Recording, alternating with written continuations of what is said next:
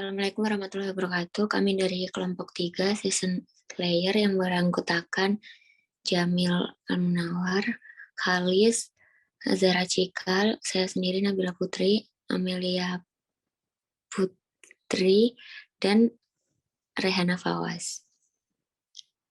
Di sini kami akan mempresentasikan tentang Session Layer. Pengertian Session Layer.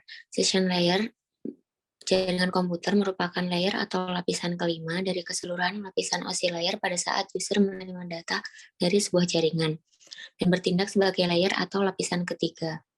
Ketika terjadi pengiriman sebuah koneksi atau paket data, lapisan session layer ini bekerja pada perangkat lunak yang memiliki fungsi pengelolaan data, salah satunya SQL.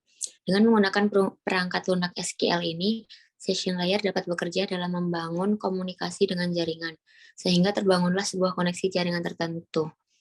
Selain itu, sistem operasi komputer juga memiliki peranan yang cukup penting dalam proses yang terjadi di dalam lapisan pada session layer ini.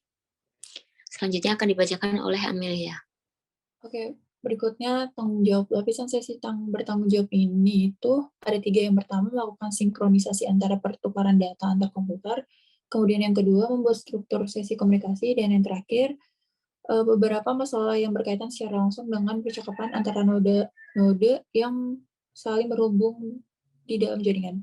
Lapisan ini juga bertanggung jawab untuk melakukan fungsi pengenalan nama pada tingkat nama jaringan logis dan juga menetapkan port TCP, port komunikasi. Sebagai contoh, protokol NetBIOS dapat dianggap sebagai sebuah protokol yang berjalan pada lapisan ini. Selanjutnya dibacakan oleh Raina. Selanjutnya ada fungsi-fungsi pada session layer. Session layer berfungsi sebagai pengontrol dialog yang memungkinkan sistem untuk berkomunikasi baik dalam mode half duplex atau mode komunikasi full duplex. Layar ini juga bertanggung jawab untuk mengatur token, yang mencegah dua pengguna untuk mengakses atau mencoba operasi kritis yang sama secara bersamaan. Yang ketiga, layar ini memungkinkan sinkronisasi dengan memungkinkan proses penambahan pos pemeriksaan, yang dianggap sebagai titik sinkronisasi ke aliran data. Selanjutnya akan dibacakan oleh Azara Cikal Erliani. Selanjutnya yaitu jenis komunikasi pada session layer. Yang pertama, ada simplex, yang merupakan bentuk komunikasi yang dimana suatu data tersebut berjalan secara searah, sehingga tidak ada hubungan timbal balik antara komunikasi yang terjadi. Yang kedua, ada half duplex, yang merupakan bentuk komunikasi dua arah yang berarti memiliki suatu hubungan timbal balik di antara dua buah jaringan komunikasi yang memiliki sifat yang terbatas dan hanya bisa dilakukan secara bergantian. Yang ketiga, ada full duplex, merupakan bentuk komunikasi yang lebih rumit, namun dia lebih efisien. Full duplex ini merupakan bentuk komunikasi dua arah yang dapat dilakukan secara bersamaan sehingga tidak perlu menunggu salah satu pihak melakukan komunikasi.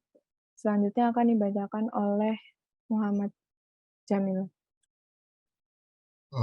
Berikut protokol-protokol pada session layer. Yang pertama itu ada point-to-point tunneling protocol atau singkatan dari PPTP. Protokol PPTP ini memiliki metode yang digunakan sebagai implementasi dari Virtual Private Network atau VPN. PPTP menggunakan kontrol dari TCP untuk saluran melakukan enkapsulasi paket dari PPP atau point-to-point protokol. Protokol ini menyediakan keamanan yang lebih baik dibandingkan dengan produk yang menyediakan layanan VPN. Nah, yang kedua, ada remote procedure call protocol. Protokol yang digunakan agar komputer melakukan prosedur atau subroutine untuk dieksekusi di alamat yang berbeda tanpa programmer yang melakukan coding yang detail secara terbuka untuk melakukan kontrol pada interaksi jaringan. RTCP, Real-Time Transport Control Protocol, protokol yang menyediakan statistik dan kontrol informasi untuk RTP yang out of band atau yang terjadi di luar ikatan frekuensi telekomunikasi yang spesifik.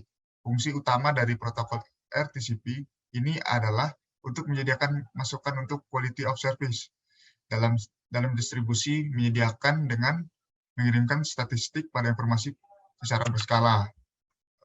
Selanjutnya ada AppleTalk Data Stream Protocol. Protokol yang dikembangkan oleh perusahaan Apple. Pada protokol ini menyediakan sejumlah fitur yang mengizinkan local area network untuk terkoneksi tanpa pengaturan sebelumnya. Protokol ini dirilis pada tahun 1985. Yang terakhir itu ada Password Authentication Protocol.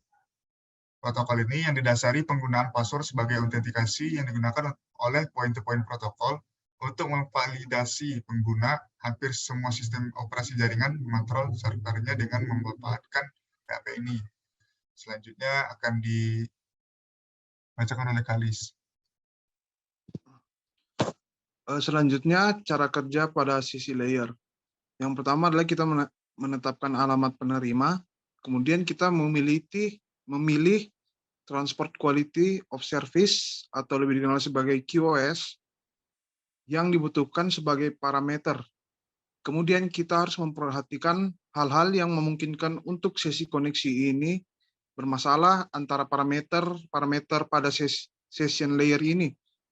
Dan yang terakhir, kita harus memantau transfer data agar transfer data dilakukan dengan baik. Kemampuan dalam pengiriman data yang besar sangat penting dan menjadi hal yang harus diperhatikan. Terima kasih, sekian dari kelompok kami.